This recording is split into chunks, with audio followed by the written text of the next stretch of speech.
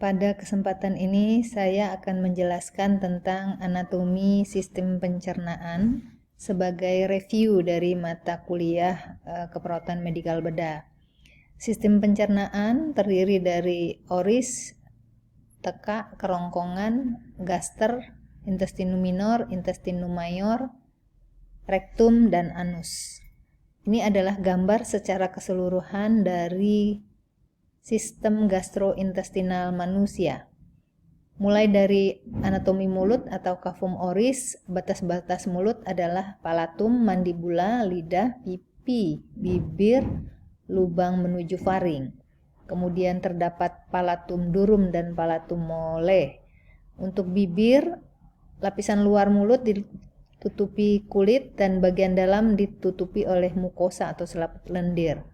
Anatomi cavum oris yang lain adalah lidah, terdiri dari otot serat lintang dan dilapisi oleh selaput lendir, dapat digerakkan ke segala arah. Fungsinya mengaduk makanan, membentuk suara, alat pengecap dan menelan, serta merasakan makanan. Terdiri atas 3 bagian, radix lingua, dorsum lingua, dan apex lingua dengan fungsi yang berbeda-beda. Ini gambar dari anatomi lidah manusia. Kemudian kelenjar ludah ada 3, kelenjar parotis, submaxillaris, sublingualis. Kelenjar ludah ini terdiri dari sel yang mensekresikan saliva. Fungsi lidah memungkinkan makanan dikunyah oleh gigi dan dibentuk menjadi bolus, mengandung petialin atau amilase, melembabkan lidah dan bagian dalam mulut. Jadi itu fungsi dari saliva tadi. Berikutnya ini adalah gambar gigi. Bagian-bagian gigi sebenarnya ada 2 macam, gigi sulung atau gigi susu yang mulai tumbuh 6-7 bulan, lengkap usia 2,5 tahun dengan jumlah 20 buah, nanti akan berganti menjadi gigi tetap. Tumbuhnya sekitar umur 6-18 tahun dengan jumlah 32 buah. Terdiri dari gigi incisivus 8 buah, caninus 4 buah, molar 12 buah, dan premolar 8 buah. Ini bagian-bagian dari gigi. Faring merupakan organ yang menghubungkan rongga mulut dengan esofagus.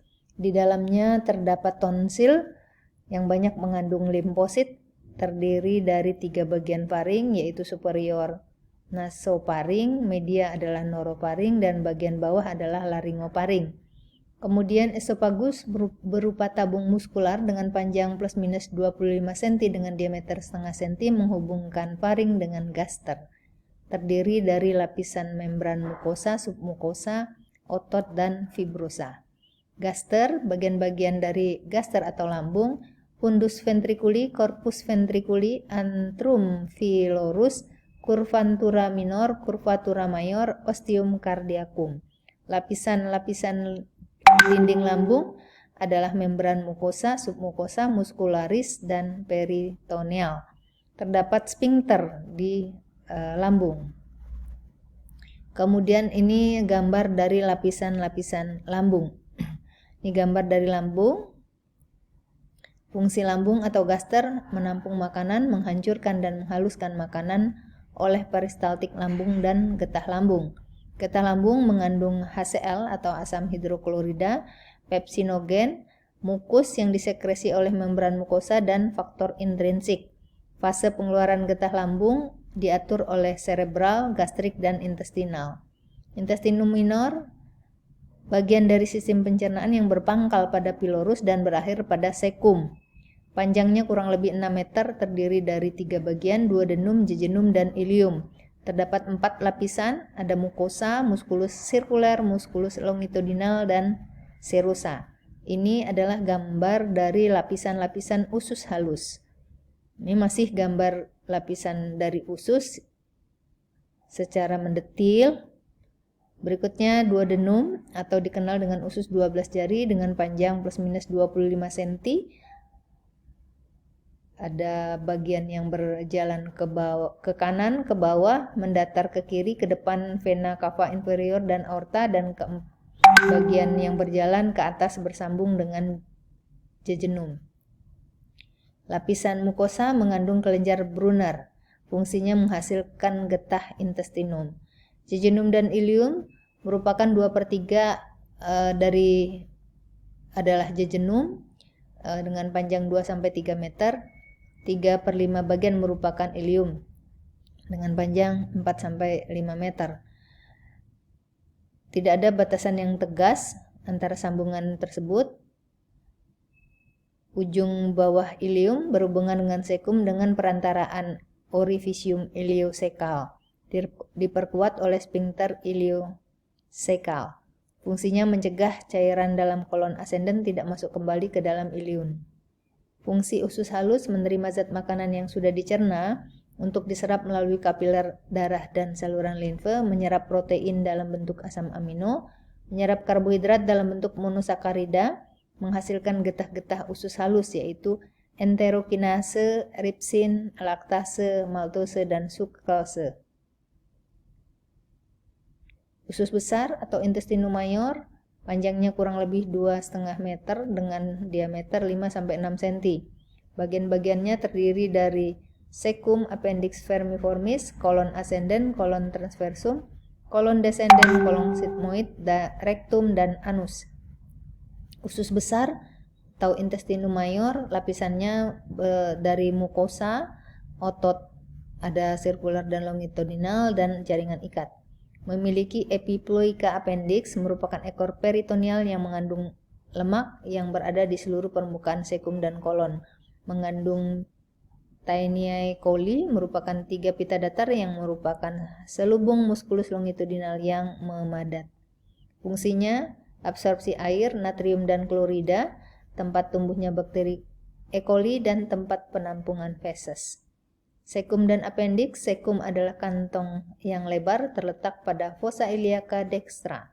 Di bawah cecum terdapat appendix vermiformis dengan panjang 5-15 cm. Fungsi appendix diduga sebagai organ pertahanan. Letaknya ada berbagai macam tipe letak. Kolon ascendens panjangnya 13 cm. Letaknya di abdomen bawah sebelah kanan, membujur ke atas dari ileum ke bawah hati. Di bawah hati melengkung ke kiri terdapat flexura hepatica. Kolon transversum panjangnya kurang lebih 38 cm dari kolon ascendens sampai descendens. Di sebelah kanan terdapat flexura hepatica dan sebelah kiri terdapat flexura lienalis.